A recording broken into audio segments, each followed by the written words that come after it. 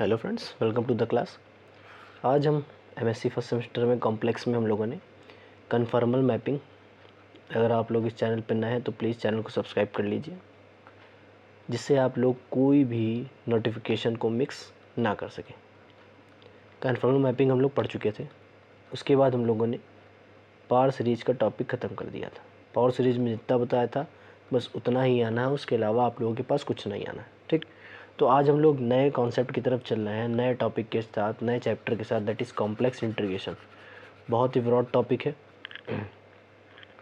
थोड़ा समय ज़्यादा लेगा और प्रैक्टिस आपकी ज़्यादा लेगा, इसलिए मैं कह रहा हूँ आप लोग अभी से प्रैक्टिस करना स्टार्ट कर दीजिए। ठीक, कॉम्प्लेक्स इंटीग्रेशन की। ठीक, किसकी प्रैक्टिस कर लीजिए? कॉम्प्लेक्स इंटीग्रेशन की, इंटीग्रेशन। ठीक, ये हमारे पास आज का टॉपिक है। जो इम्पोर्टेंट टॉपिक्स है सिर्फ मैं वही बताऊंगा, और जो इम्पोर्टेंट अभी नहीं है उनको मैं सेपरेट वीडियो में कुछ डेफिनीशंस हैं उनको मैं बताता रहूँगा। ठीक, और जो डेफिनीशन अभी हमारे न्यूमेरिक सवाल में आएंगी, क्वेश्चंस में आएंगी, प्रॉब्लम में आएंगी, उनको मैं साथ में ही बताता जाऊँगा। लेकिन जो मेन डेफिनीशन है मैं वो अभी बता देता हूँ। उसके बाद अपना टॉपिक स्टार्ट करते कॉची इंटीग्रेशन का। कॉची इंटीग्रेशन आएगा अभी, पहले लाइन इंटीग्रल पढ़ेंगे, फिर कॉची इंटीग्रल फार्मूला पढ़ेंगे। ठीक, उससे पहले हम लोग पढ़ लेते हैं कॉन्ट्यूर। उससे पहले हम लोग को पढ़ना है क्या? कॉन्ट्यूर। कॉन्ट्यूर क्या होता है देखिएगा, डेफिनेशन है सिर्फ, और कुछ नहीं है। बाई कॉन्ट्यूर, बाई कंटूर बोला जाता है, कॉन्ट्यूर बोला जाता है, जो आप प्रोनाउंस कर सकें इसको। We mean that a continuous chain of continuous chain है, ये बात याद रखिएगा। Finite number of regular arc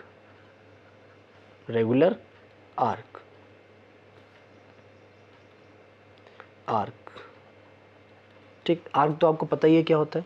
एक पर्टिकुलर रेडियस से जो आर्क लगाई जाती है, ये आर्क लगाई जाती है, तो ये आर्क है। तो यहाँ पे ये कहा गया जो आर्क हमारी होगी वो कैसी होगी? रेगुलर इन द सेंस कि ये आर्क ही चल रही है, ये किसी की आर्क है, ये किसी सेंटर की आर्क है, ये किसी सेंटर की आर्क है, ये किसी वाले सेंटर की आर्क है। तो ये पर्टिकुलर जो रेगुलर आर्क है इसमें कंटिन्यूअस चेन है, और ये चेन अगर क्या हो जाएगी आपकी कंटिन्यूअस हो जाएगी, particular finite number of regular arc की जो चेन है वो कंटिन्यूअस हो जाएगी, तो वो क्या बन जाएगा? Closed. If that chain is closed, then it is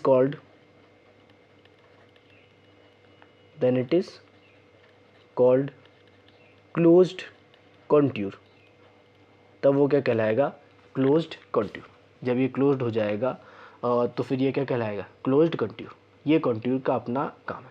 ठीक, अगला जो आता है that is complex line integral. जो टॉपिक आता है वो क्या आता है?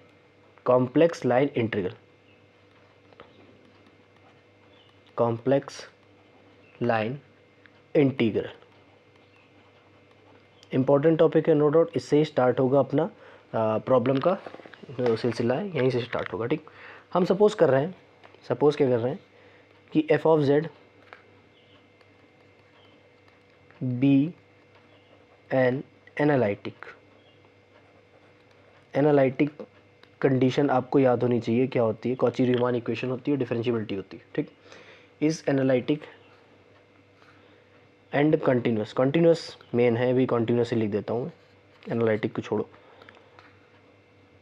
इज अ कंटिन्यूस कहाँ पे?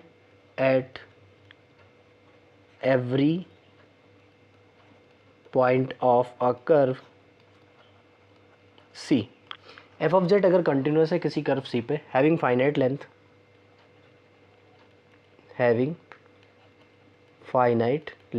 और लेंथ क्या होनी चाहिए उसकी? फाइनाइट। ठीक, इतना प्रॉपर्टी हमको याद होनी चाहिए। वो दिखता कैसा है? वो कुछ इस प्रकार का दिखता है, मैं दिखा रहा हूँ। हमारे पास डायग्राम बनाना है। ठीक, ये हमारे पास कोई एक्सिस है, that is why axis, and that should x axis. तो हमारे पास एक कंटिन्यूस कर्व आ जाएगा।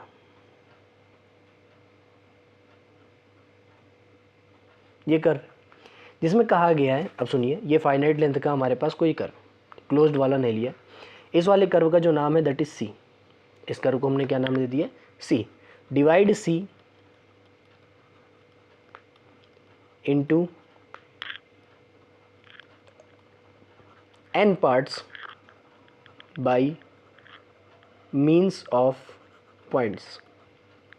मतलब पॉइंट्स को लोकेट करके हम यहाँ पे क्या कर रहे हैं, मान रहे हैं इसके कितने पार्ट्स हैं, n नंबर ऑफ पार्ट्स। जैसे ये मानना है z0, ये मानना है z1, ये मानना है z2, ऐसे ही z2 डैश डैश डैश, या यह zk-1 और ये आया है zk, kth टर्म आएगा डैश डैश डैश डैश, ये बन जाएगा zn। ठीक, z0 को मान ले रहे हैं, ये इनिशियल पॉइंट है a, zn एंड पॉइंट है, इसको मान ले रहे हैं स्मॉल p। ठीक, तो हमारे पास जो प्रॉपर्टी है उसमें हम लेंगे क्या, चूज़ कर रहे हैं एक चीज़, we choose a point, we choose a point जाई के, जाई है, ऑन ईच आर्क ज्वाइनिंग, अभी ये चीज़ दिखा रहा हूँ फिर आपको समझाता हूँ मतलब क्या है इसका, जेड के माइनस इंटू जेड के from the sum, from the sum, क्या है सम हमारे पास, S N is equal to summation, summation पता ही है क्या होता है, sigma.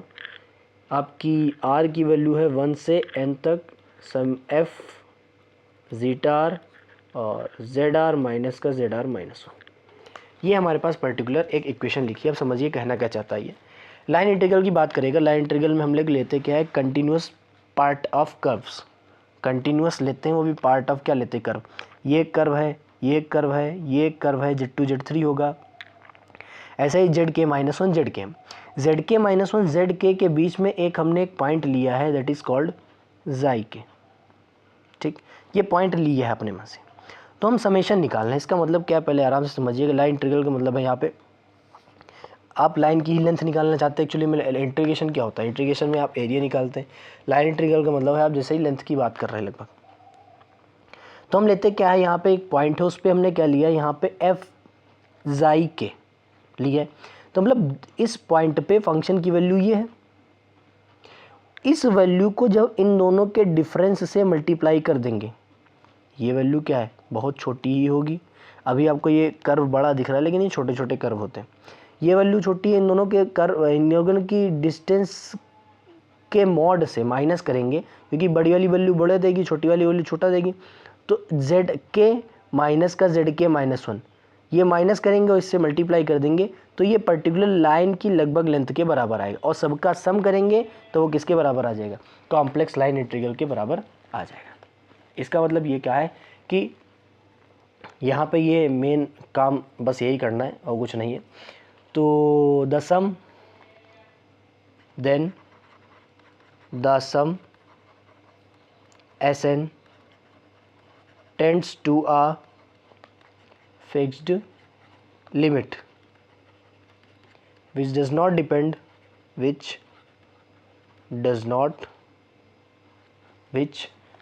depends upon the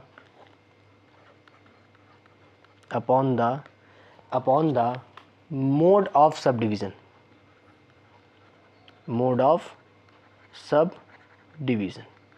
sub division की मोड पे डिपेंड नहीं करता है। ठीक, डिनोट किससे करेंगे, डिनोट उसी से करेंगे जिससे इंटीग्रेशन करते थे, क्या था, a to b f of z dz, या फिर क्या लिख देंगे, जो भी आपने लाइन इंटीग्रल का कर्व लिया है f of z dz, ये आपको क्या कहलाता है, कॉम्प्लेक्स लाइन इंटीग्रल। ये क्या कहलाएगा, कॉम्प्लेक्स लाइन इंटीग्रल। ये हमारा क्या कहलाता है, कॉम्प्लेक्स लाइन इंटीग्रल। बहुत इंपॉर्टेंट टॉपिक नहीं है, सिर्फ और सिर्फ आपको डेफिनेशन से ही याद रखनी है, इसमें छोटा सा डेफिनेशन ही याद रखना है और कुछ नहीं याद रखना है। लेकिन हाँ, एक टर्म इंपॉर्टेंट बहुत ज़्यादा है, दैट इज़ कंट्यूर। कंट्यूर अगर नहीं आएगा तो आपको कॉम्प्लेक्स इंटीग्रेशन में कंट्यूर का मतलब समझ में नहीं आएगा, तो इसलिए कंट्यूर आपको जरूर पढ़ना है। ठीक, कंट्यूर भी बोला जाता है, कंट्यूर भी बोला जाता है, जो आप पढ़ना है। अभी मैं थ्योरम्स की प्रूफ नहीं करा रहा हूँ इसमें, जैसे कॉम्प्लेक्स लाइन इंटीग्रल मैंने पूरा डिफाइन कर दिया। अब ये अगर डेफिनेशन भी आती तो ऐसे ही लिखनी है, उसके अलावा कुछ नहीं लिखना आपको। विद कर्व ही लिखना है, विदाउट कर्व नहीं लिखना है बिल्कुल आपको। ये एक्स एक्सिस है, ये हमारे पास था वाई एक्सिस, ठीक। विद कर्व ही लिखना है, विदाउट कर्व आपको नहीं लिखना है। तो इसलिए ये वाली जो पूरी डेफिनेशन है वो आपको याद करनी पड़ेगी, ठीक। थ्योरम में जो भी कराने वाला हूँ, जो लिखाने वाला हूँ, मतलब उसका मैं प्रूफ नहीं कराऊंगा, सिर्फ और सिर्फ थ्योरम लिखा देता हूँ। थ्योरम क्या कहती है? थ्योरम का नाम है हमारे पास कॉचीज थ्योरम। कॉचीज थ्योरम क्या कहती है, सुनिएगा। कॉची की जितनी भी थ्योरम है इसमें वो सारी की सारी इंपॉर्टेंट है, चाहे जो सिंगल, कोई भी सिंगल आप ले सकते हैं, कोई भी थ्योरम ले लें। If f of z be an analytic, अब आया analytic at single valued and single valued analytic at single valued and simple and on a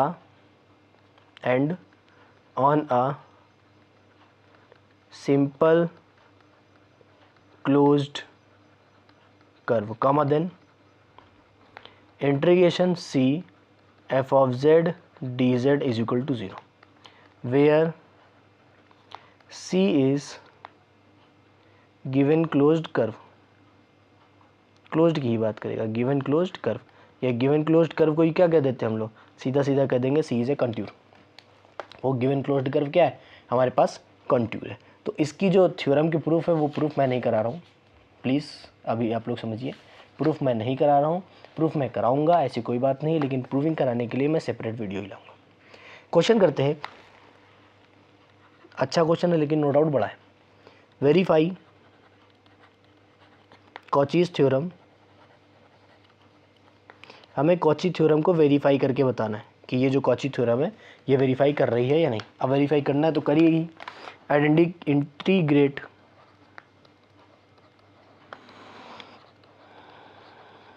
A to the power i z along the boundary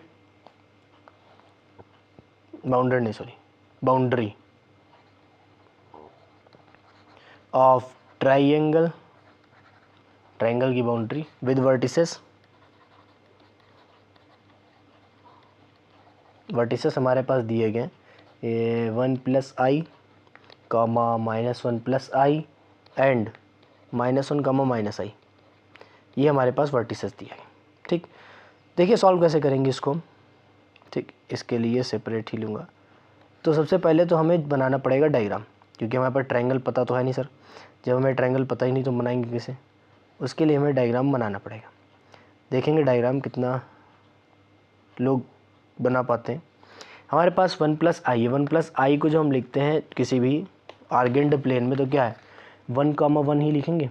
ये क्या होता है 1 + i, दोनों plus के।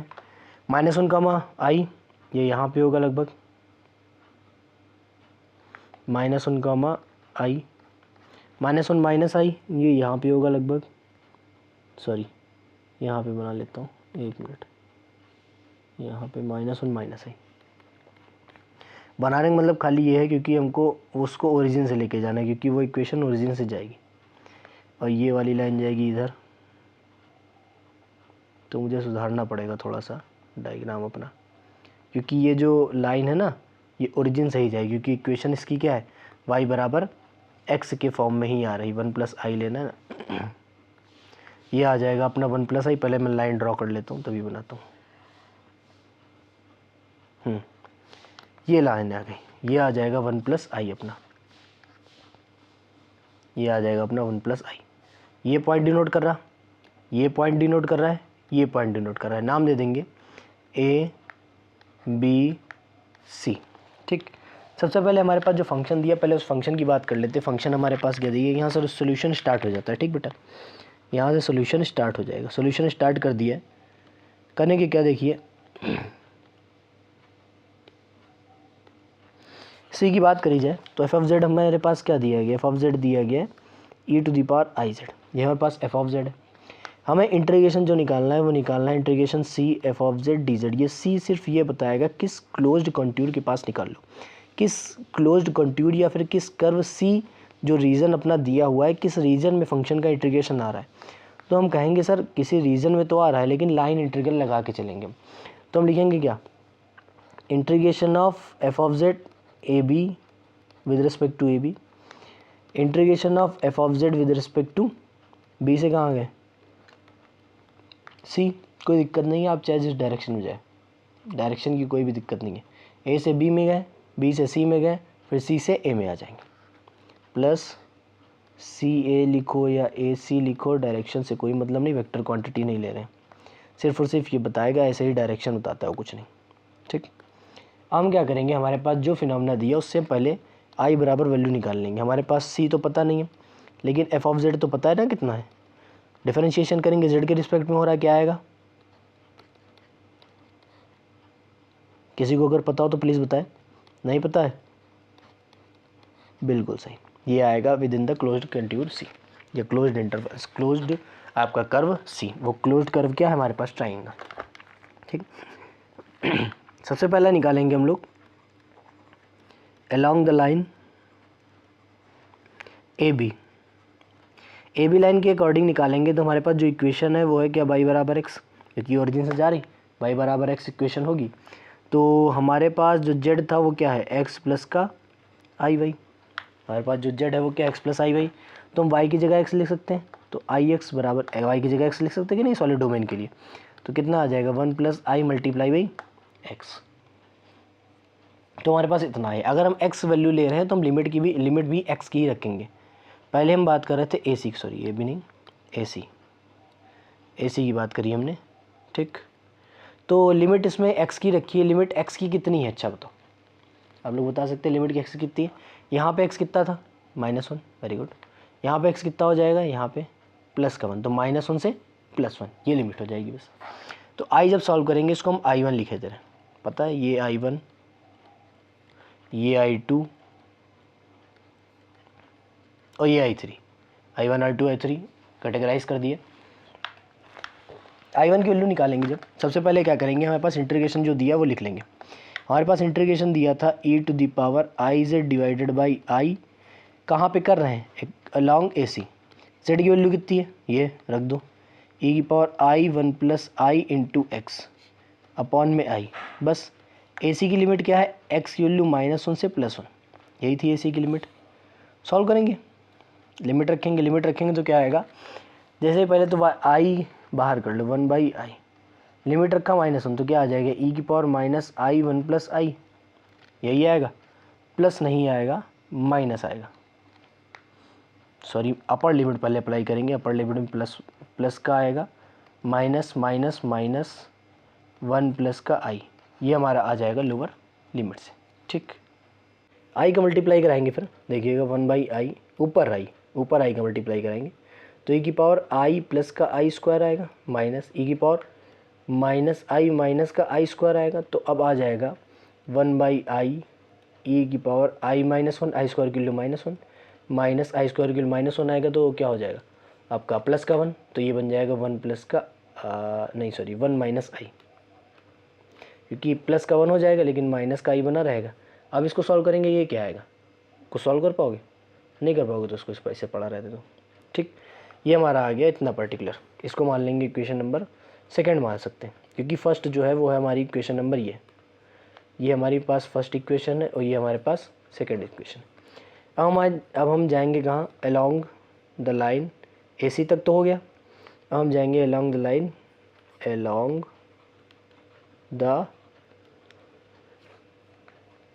Line C B या B C, जो मानो।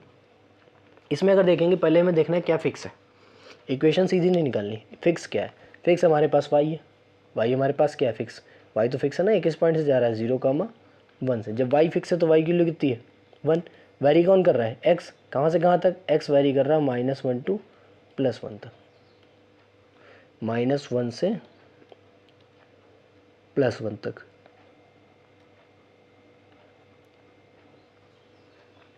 तो y की वैल्यू 1 रखेंगे तो z बराबर क्या होता है, x + i y। तो z की वैल्यू क्या आ जाएगी, एक्स प्लस का आई रखो इंटीग्रेशन में। इंटीग्रेशन में क्या था, e की power i Z upon I था, ठीक। तो I2 कितना आ जाएगा, कॉन्ट्यूर सी क्या था, BC लिमिट वही, और इंटीग्रेशन था e to the power i z divided by i, जो कॉन्ट्यूर था वो था BC। जेड की वैल्यू रखेंगे तो आएगा e की power I x plus I divided by आई।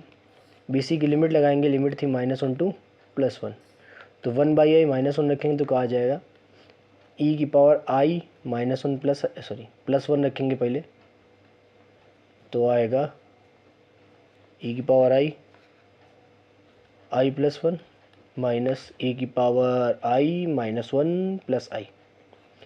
थोड़ा सा सॉल्व कर लेंगे, i से मल्टीप्लाई करा लेंगे तो आ जाएगा 1/i e to the power i square plus का i minus e to the power -i plus का i स्क्वायर। तो i स्क्वायर क्यों -1, i स्क्वायर के लिए -1 1/i, तो आ जाएगा e की पावर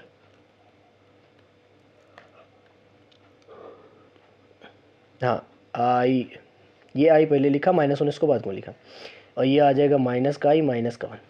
ये आ जाएगा हमारे पास थर्ड इक्वेशन।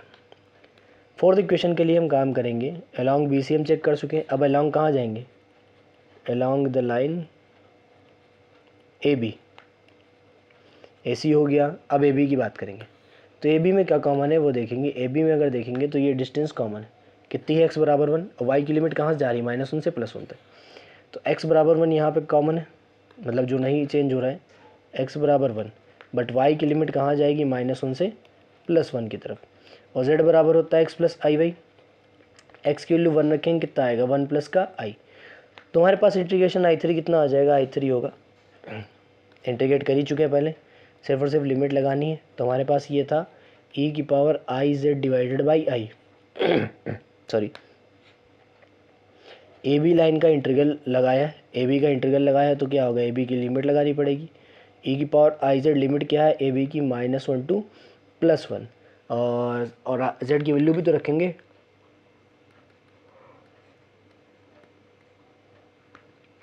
z है 1 प्लस का i, y -1 और 1, -1 और 1 रखो, कितना आएगा 1/i, 1 रखेंगे तो कितना आएगा i 1 प्लस का i, और -1 रखेंगे तो कितना आएगा e की पावर i 1 माइनस का i। मल्टीप्लाई करा देंगे, कितना आ जाएगा 1/i e to the power, बेटा ये i से मल्टीप्लाई किया था, ये वहाँ ठीक 1 था, 1 से मल्टीप्लाई करेंगे i आएगा, ये i है, ठीक। मल्टीप्लाई करेंगे तो क्या आ जाएगा i प्लस का i स्क्वायर माइनस e की पावर i माइनस का i स्क्वायर, i स्क्वायर -1 हो जाएगी, तो हो जाएगा e की power i -1 minus minus i minus minus plus हो जाएगा +1, ठीक। तो ये हमारे पास क्या आ जाएगी, थर्ड इक्वेशन। अब तीनों को ऐड करना है, जब तीनों को ऐड करना है तो क्या लिखेंगे, i बराबर, मतलब integration c f of z dz बराबर, यही आएगा e की power c f of z dz बराबर। ये वाली इक्वेशन को देखिएगा, ये जो इक्वेशन लिखी है, सॉरी यहाँ i लिख दिया ना हमने, नहीं ये वाली जो इक्वेशन लिखी -1 ठीक लिखी। I3 कहाँ पे लगाया हमने, AB में, AB में जैसे ही I3 लगाया था, AB में I3 लगाया था, AB तो हो चुका है, हमने कौन सी लाइन में लगाया है, ये लगाया है BC, नहीं AB में ही लगाया है, AB पे ही लगाया, AB पे लगाया। तो जब AB की बात करी है मैंने, तो हमारे पास जो आया है दैट इज एक y की वैल्यू, x की वैल्यू 1 रखी है, ठीक। x की वैल्यू जैसे ही 1 रखी, 1 कहाँ से आ जाएगी, -1 होगी सेकंड कोऑर्डिनेट में, बताया करो बेटा, -1 है, -1 का मतलब -1, और ये -1 रहेगा, ये भी -1 रहेगा, तो माइनस का i आएगा, ये माइनस का i आएगा, i स्क्वायर की वैल्यू -1, तो ये माइनस का i, और ये आ जाएगा 1 माइनस का i।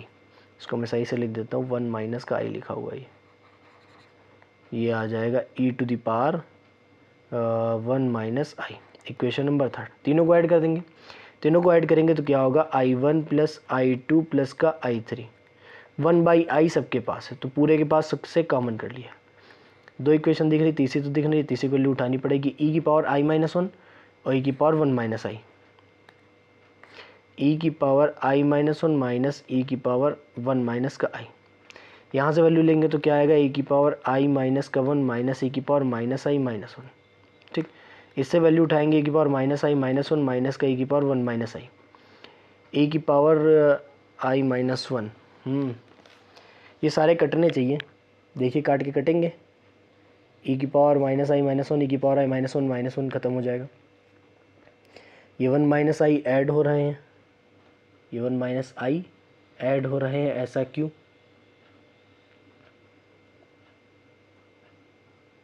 ऐसा क्यों हो रहा है, ऐड हो रहे हैं, देखते हैं। ये जो कैंसिल आउट हो जाएंगे इसके बाद चेक कर, 1 मिनट चेक करते हैं वैल्यूज़ अपनी क्या होती है। वैल्यूज़ जो हमने निकाली थी पहली वाली, तो पहली वाली किसके अकॉर्डिंग थी, एसी के अकॉर्डिंग। एसी के अकॉर्डिंग जब हम लोगों ने निकाली थी तो वैल्यू कितनी आ रही थी, वन बाई आई ई की पावर वन माइनस आई, और ये वैल्यू कितनी थी,